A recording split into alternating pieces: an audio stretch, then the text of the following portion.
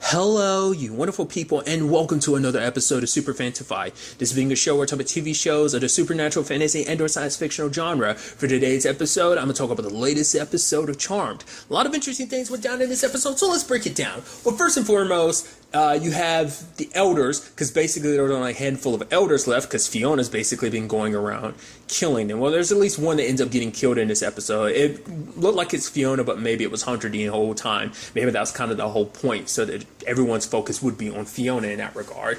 But all this is happening while Macy's also losing more and more control of her dark side, because she starts using it more and more, and obviously she's not acting like herself. Because usually Macy's obviously very sweet and compassionate, but she's kind of snippy and snappy with everyone, even blaming Mel, being like, oh yeah, you couldn't see Fiona for who she was because you had your crush on Jada.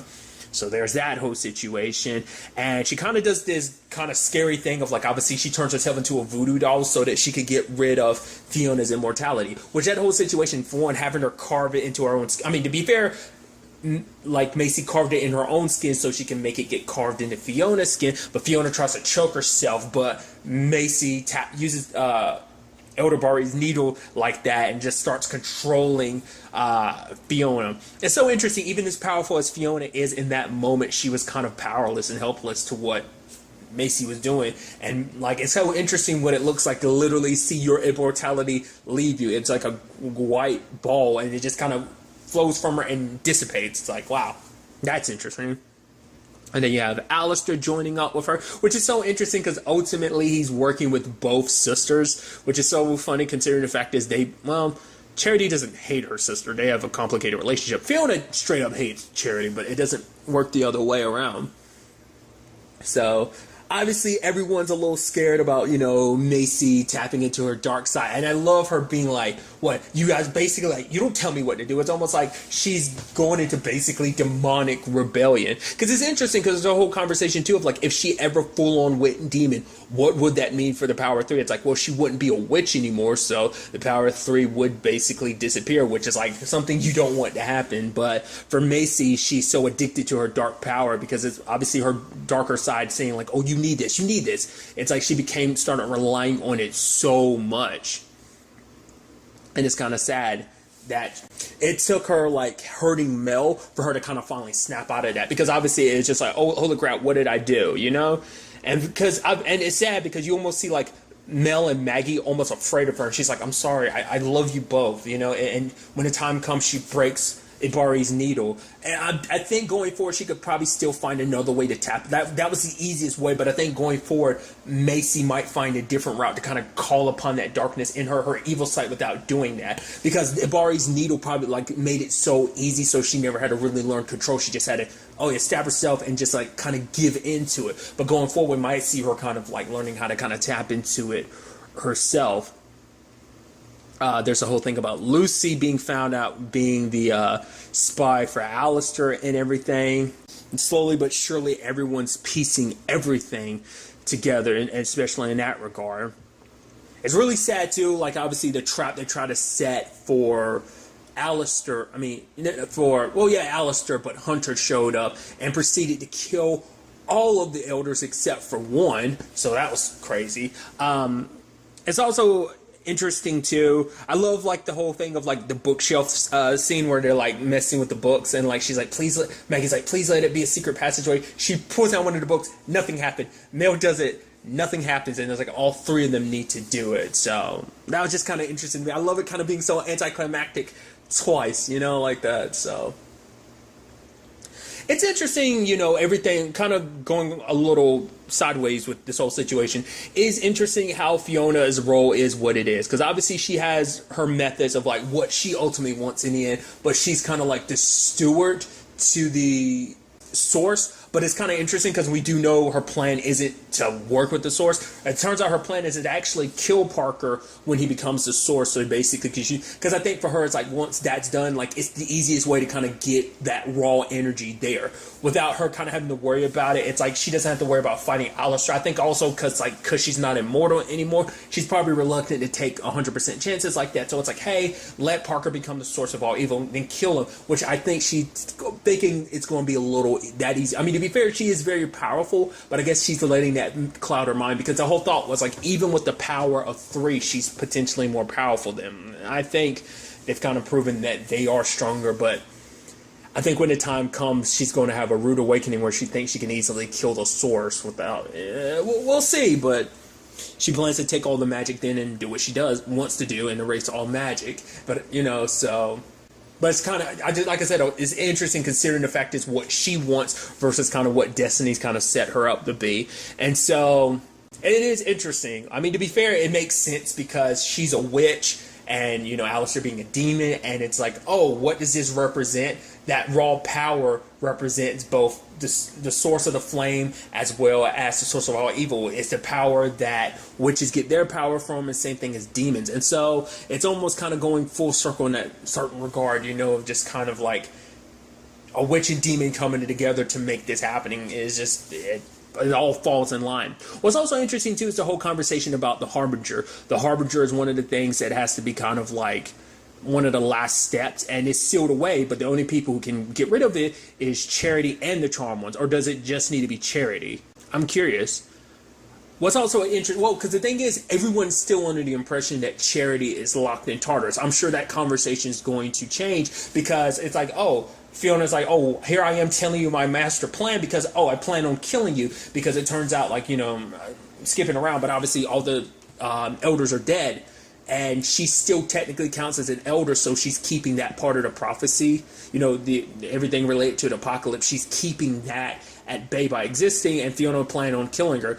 Like I said, it's so sad it's come down to that. Like, because, Charity's like, oh, let's run away, you're more powerful than Alistair, but it's like Fiona is so pissed at everything and everyone. She wants to destroy magic. I'm curious, like, when it's all said and done, what does she think is going to come about from that? Does she think, like, she's going to feel some hole in her heart with all that? It's not going to erase everything that she's been through, all her pain, but, she's so blinded by rage, she doesn't care. It's the same thing for killing Charity. It's like she's harbored so many harsh feelings towards Charity that she's not willing to see anything out of this. So, but I'm sure Charity's going to run into the Charmed Ones and even Harry, and they got to protect her because they thought they failed with Elder Silver, but now they still have one more chance. But I know that's going to be a thing of like, that's saving the person that, betrayed them, saving the person, in Harry's case, the woman he loved and had feelings for, who betrayed him. So that's going to end up being interesting.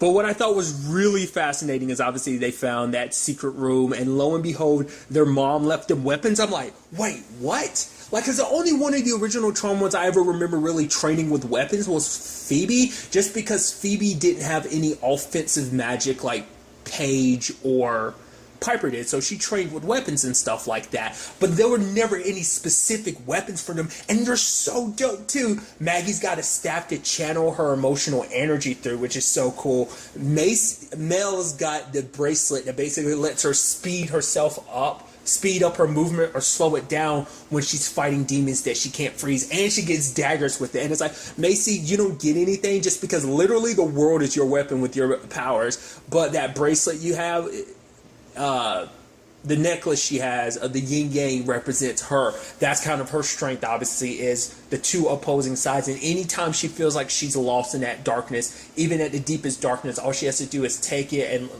touch it and take a deep breath, and it will always bring her back to her sister. So I thought that was pretty nice. It was pretty dope in the fight, like Mel dashing forward, like on some like speedster shit, like slashing him up, and then like he's trying to turn into a cloud, and you have like Macy like using her telekinesis to like literally bottle him back up and turn him back solid, and Macy's hitting him with this, Maggie's hitting him with the staff, and it's just like, dude, that's so sick. Hunter was getting his ass kicked because obviously Mel has come across that issue of like obviously not being able to hold demons off. So this will be kind of a nice combination with her freezing ability and being able to do that. To be fair, they're not meant to be replacements. So it's not, I'm wondering when it's all said and done, will they keep these weapons for forever, or when by the time the final battle shows up, the weapons get sacrificed? It's more like a training utensil, so probably when the time comes, that's kind of the purpose. Like once it's done, it will never replace their actual power. So in the sense of like once Mel gets the feel of things, she'll probably be able to either be strong enough to freeze all demons, or when she freezes things, like she can also manipulate time not just for others on her own without the bracelets, but obviously herself. So that might be something we see. But I never remember Piper being able to kind of use her powers in that regard. So like shifting stuff up like that. And even like, I don't remember Phoebe. Well, Phoebe, like I said, her power wasn't necessarily being the empath, but obviously like she could, you know, her power was similar to their moms in the sense that obviously premonitions and stuff. But I'm curious, like, I mean, because we've already seen what Maggie can do without her staff, but now she's learning to control it a little bit more. She'll be able to do that without the staff. And obviously, like, Macy, like I brought up earlier, balancing the light and darkness and her kind of controlling more of her demon side. Like, when that really kicks in to see what she's capable of, she's very... It seems like, obviously, it's probably like a heavy boost to her powers to tap into her demon side while using her telekinesis, but who knows what else she can do.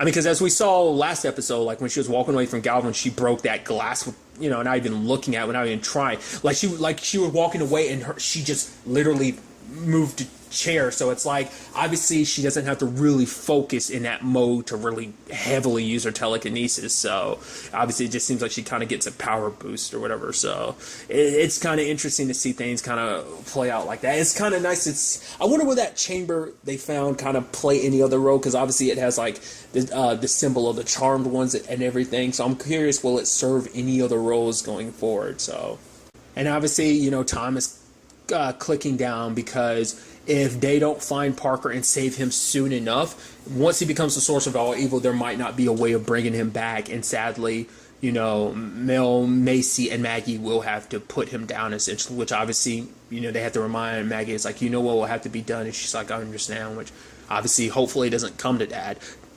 But they're in a position where it's like, well, if they might have a choice. They might have to do it faster than they would want to, considering the fact that Fiona's planning on killing him the moment he gets to Sorcerer's powers. Once again, if that plays out the way she wants it to, it might be a situation of that raw energy ends up getting released the moment the Charmed Ones defeat Parker, because they don't have any choice but to put him down, and in that moment she grabs up the energy. I don't know.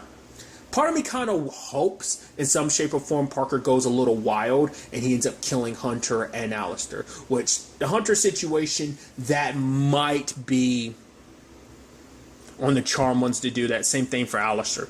We'll see. That is something interesting to think about too. It's like all the elders are dead. I don't think that ever happened in the original series. Now I'm sitting and thinking about it. I mean, it's not like it's going to throw everything crazy off balance, but I think we might see a lot more white lighters kind of taking over that position without the elders there to kind of be guiding lights. Like, we might see something like that potentially going forward. I mean, once again, like, all elders were white lighters at some point in time. Not white lighters. I'm wrong. I meant witches. They were all witches at some point in time. So all they have to do is probably find other witches to kind of go down that route, which is interesting considering the fact is, obviously, like, because obviously most of the Sarkana, with the exception of Jada, is dead, as well as the Charmed Ones. I mean, there's other witches, but they haven't met any others, so that could be something set up for the future. But regardless, that's just something interesting to think about. Like, yeah, because not unless they died later on in the original series, and I don't remember. I feel like the elders never popped up they didn't pop up as frequently as they do in this show. Maybe early days they did, but I definitely feel like later show they definitely didn't pop up that often, but nevertheless. But that wasn't all that went down this episode. We have the whole complicated situation between Mel and Nico. I love her having, like, taking off the ring, because it's like, oh yeah, Greta's asking all these questions about his ring, and it's not like I can necessarily tell her anything. Now she's wondering why I'm spending so much time with you. And it's like, even though my wedding's like 2 days away, all I can think about is you. Because I'd forgotten about that until until Maggie had brought it up, because that had come up early in the season. The whole, oh yeah, the only reason why, like, Mel and Nico met after she broke up with Greta, I didn't realize that. It's like, all right, I'd completely forgotten about that little detail of, like, oh yeah, so her and Greta stayed together because she never met Mel and never realized, like, until she met Mel, like, how unhappy she was, you know. So, and then you have, like, Mel and Nico kissing and everything. And I love Maggie walks in and she sees it. She's like, what do I do? And she has to go back. And she stomps. Just, it's like, oh, guys, yeah, Nico, totally looking for you. Need your help. And it's like, you saw, didn't you? It's like, yeah. And, you know, Maggie's actually the one that convinced her to tell Nico the truth about everything. And she does. Nico does not handle that well. Because Nico's like, oh, you made these choices for me. You did it for you. It's like, how in any shape or form do you take that as like she did it for her? I guess maybe in her mind it's like, oh, rather than telling me the truth, you wanted to take the easy route. It's like, no. In no shape or form was this easy. Not only did she have to watch you be with another woman, so that, you know, that's bad enough, seeing the love of your life with someone else. You know, that's hard enough. Especially because you might not remember everything, but she has to remember everything. So yeah, like I get it, your life's been rough because of what she did, but she did it out of love. And it's just kind of, it's like, you made these choices for me, you're not God. It's like, she did what she thought was best. Like, your life was in the balance, and she didn't want you mixed up in all of this, you know, because this was still early days, her still figuring out this charm thing. If things were different, if she was who she is now, she would protect you because she's grown more powerful. She realizes not to follow, obviously, the elders' rules, or, you know, something she probably wouldn't have, you know, especially now she knows, like, there was another way to handle things going forward. But you know, it's like that was kind of hidden from them because of Charity, you know, potentially another option with this whole Nico situation. So hopefully Nico will kind of figure things out to be like, no, like, I understand where you're coming from with all of this. It's just so sad, you know. And I love that moment between her, like, Mel and Macy at the end of, like, you know, she's envious of, like, Mel is envious of Macy being so strong. It's like, the fact is, using your dark side like that, like, she's like, I don't think I could ever be that brave. And then Macy's like, you're like the strongest person I know, Mel. The fact is, you know, and it's like, there's no one I'd rather see myself beside in this battle with. And I'm like, oh, which is just funny because it's like, you saying all that stuff is almost, it would have been funny if Maggie just come walking in and it's like, what about me? Am I chopped liver or something? Like, it's just funny when you think about stuff like that, moments like that. What is interesting, though, is at the end of the episode, we see, like, people passing out, whether it be Nico as well as the people from Lucy's party. At first, I was thinking, is it just that black dust? And I was wondering, did some fall on Nico and Maggie and Mace, or in particular Mel? Was it some fell on her, and when, you know, Nico was nearby, she got affected, maybe? I don't know. But then I was like, no, it might just be straight up because of everything playing out the way it is. It just naturally is hitting everyone that is going after all humans. Because what's also something you should note too is Nico was wearing the ring.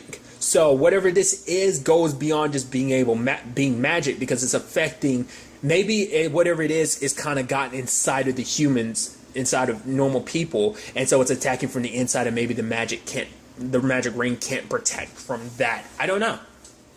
Because that was an interesting detail. I was like, yeah, she's got a bloody nose and she's passing out, but she has a ring on. So I'm curious. Like, obviously, this is supposed to, I guess, more signs of what's to come. And I guess isn't this having something to do with the Harbinger? So that must mean that Charity must have helped Alistair release it, potentially. Because they were saying something else about the Harbinger making, like, something basically with blood, and now everyone's bleeding from their nose. Which, that's complicated, because probably going to be a situation of Greta finds Nico like that, and Mel finds out. She's trying to be there for Nico, but there's a whole awkward situation of Greta's there, and I'm sure Mel's going to feel bad because it's like, I put you in this position, I erased your memories, I changed your life, you know. Obviously, she did it for her, but she might feel like I still should have never made... Because even now, she's like, yeah, she knew beforehand, like, Nico's going to be mad because I made that choice without her, which she totally was. So it's definitely going to be interesting to see where all this ends up taking us going forward into the next episode. But really, that's all I wanted to talk about. To the next time with me, be happy, be safe, live life to the fullest, and enjoy it. Good day, and goodbye.